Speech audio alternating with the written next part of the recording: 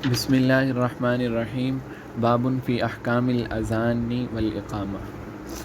یعنی اذان اور اقامت کے جو احکامات ہیں ان کے بارے میں یہ باب ہے۔ جب ہم نے یہ پڑھ لیا کہ نماز چونکہ معین اوقات میں فرض ہے، نماز کا تعلق ٹائم کے ساتھ ہے، تو اس ٹائم پہ لوگوں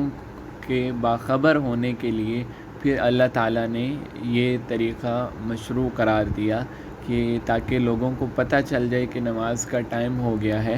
اور یہ تو ہوتی ہے اس کی کسی چیز کی اصل علت، باقی یہ کہ دین کا کوئی بھی حکم جب وہ مشروع ہو جائے تو پھر اس کی علت نہیں بلکہ اللہ کے حکم کی وجہ سے اس کو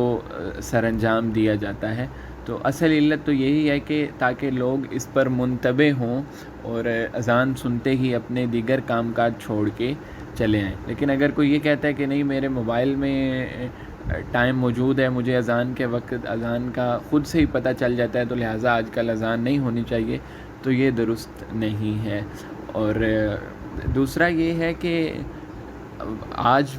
کے زمانے میں بھی بہت سے لوگوں کا جو انحصار ہے وہ اذان سننے پہ ہی ہوتا ہے وقت کا پتہ لگوانے کے لیے، اس لیے بھی اس کو رکھا، یعنی اذان کی جو مشروعیت کی اصل علت ہے وہ اوقات پہ منتبہ ہونا ہی ہے۔ اور اذان مشروع ہوئی پہلی صدی ہجری میں، یعنی فی السنۃ الاولی للہجرۃ النبویہ، یعنی اللہ کے نبی نے جب ہجرت کی تو وہ پہلی ہجری میں اذان مشروع قرار دی گئی۔ اور اس کی مشروعیت کا سبب یہ ہے کہ مسلمانوں کو اوقات کا پتہ لگوانا مشکل تھا اس وقت ان کے لیے، تو انہوں نے مشورہ کیا کہ کیا کیا جائے۔ تو پھر اس کے یعنی یہ اہم مسئلہ ہے کہ اذان کی مشروعیت کیسے ہوئی۔ تو عبداللہ بن زید رضی اللہ عنہ، یہ صحابی ہیں، اللہ کے نبی پریشان تھے، صحابہ سے مشورہ کیا۔ بعض نے کہا کہ آگ جلا دی جائے بڑی سی تاکہ اس کو دیکھ کے لوگ متوجہ ہو جائیں۔ بعض نے کہا کوئی اور ڈرم وغیرہ بجا دیا جائے جس کے ذریعے پتہ چل، لیکن اللہ کے نبی پریشان تھے، ان کو یہ چیزیں جو مشورہ ہوا اچھی نہیں لگ رہی تھی۔ تو پھر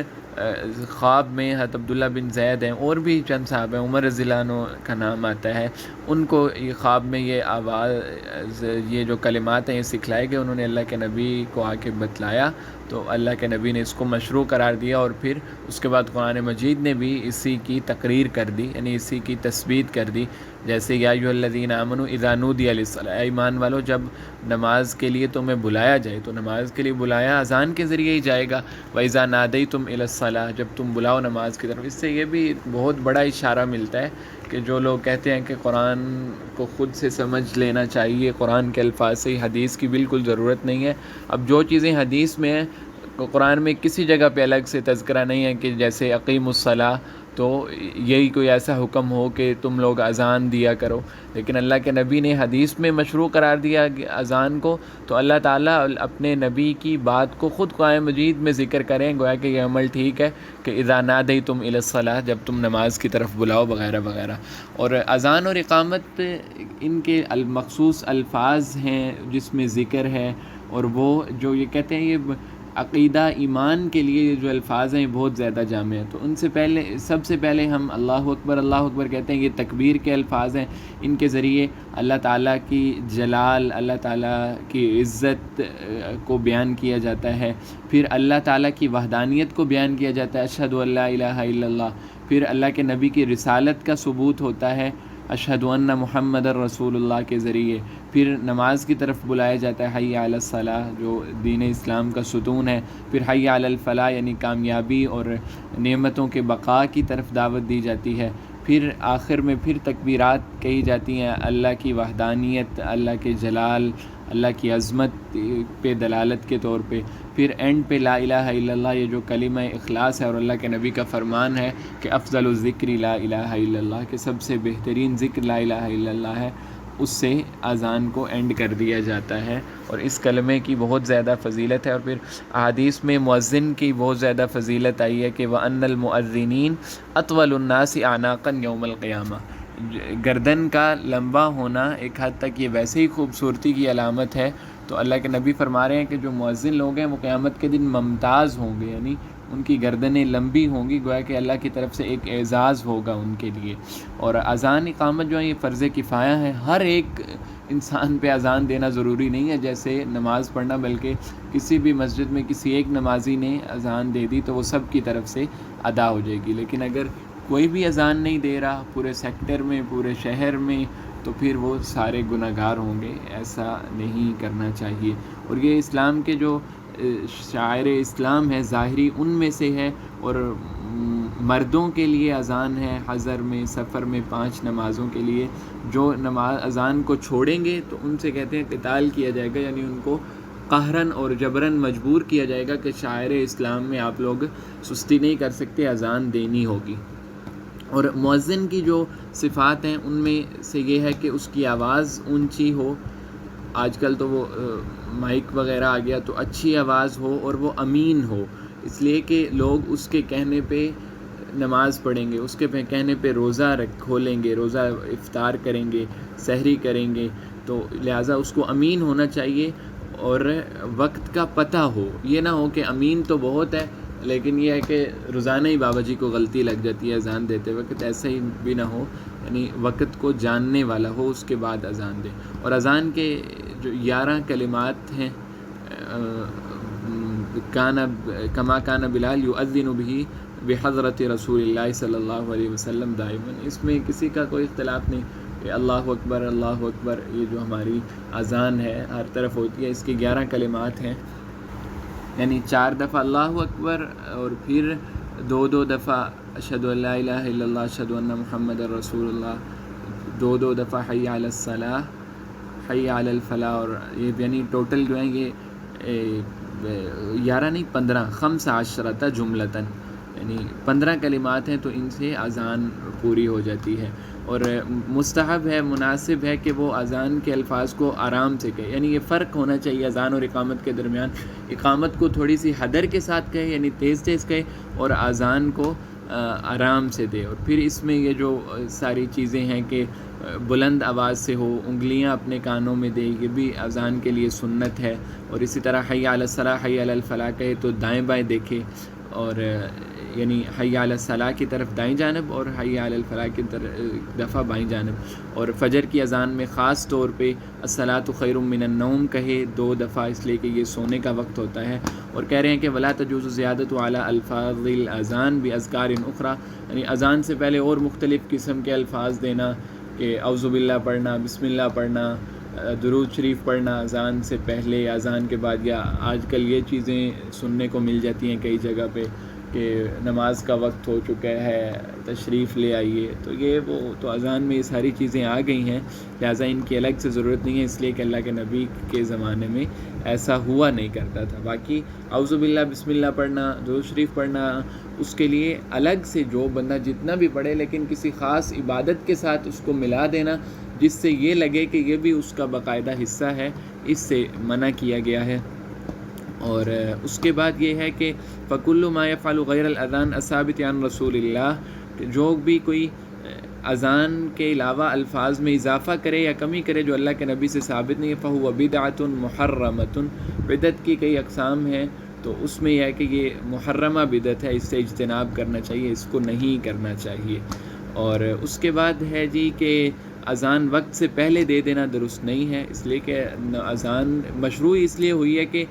نماز کے وقت کا پتہ چلے، تاکہ لوگ اس وقت کو دیکھ کے نماز کے لیے آ سکے. تو پہلے اذان دے دیں گے تو اس سے تو وہ مقصود ہی حاصل نہیں ہوگا، اور بلکہ اس کے ساتھ ساتھ لوگوں کو دھوکہ لگے گا، تو لہٰذا یہ ٹھیک نہیں ہے. لیکن یہ کہ فجر کی اذان جیسے حرم وغیرہ میں ہم دیکھتے ہیں تہجد کی اذان دی جاتی ہے، تو یہ بعض ائمہ کے ہاں مشروع ہے، تاکہ یہ وقت ہوتا ہے کہ لوگ ایک تو تہجد کے لیے اٹھ جائیں، دوسرا فجر سے پہلے اٹھ کے فجر کی تیاری میں لگ جائیں. تو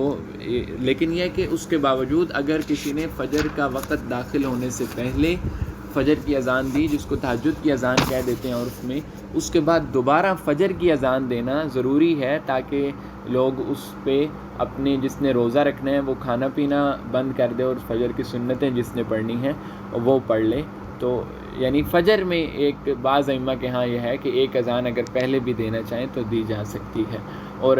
جو اذان سنے اس کے لیے مستحب یہ ہے کہ وہ اذان کا جواب دے. باقی جو کلمات مؤذن کہہ رہا ہے وہی کہے گا. حی علی الصلاح حی علی الفلاح جب مؤذن کہے تو وہ لا حول ولا قوۃ الا باللہ العلی العظیم یا لا حول ولا قوۃ الا باللہ یہ کہے، اور مؤذن جب اذان دے لے اس کے بعد یہ اذان کی دعا اللہم رب ھذہ الدعوۃ التامہ یہ پڑھے۔ اس کے بعد یہ ہے کہ مسجد سے نکلنا یہ درست نہیں ہے اذان کے بعد بلا کسی عذر کے۔ کسی نے اذان دی یا جب اذان ہوئی تو وہ مسجد میں ہی تھا، تو اب اس کے بعد کہتا ہے کہ میں جاتا ہوں کسی اور مسجد میں نماز پڑھ، ایک تو ہے ضرورت ہے، کوئی کام ایسا پیش آ گیا پھر تو ٹھیک ہے، یا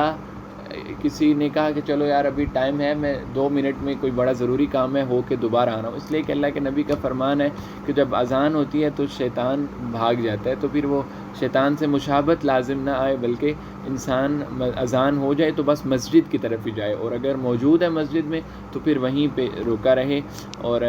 جب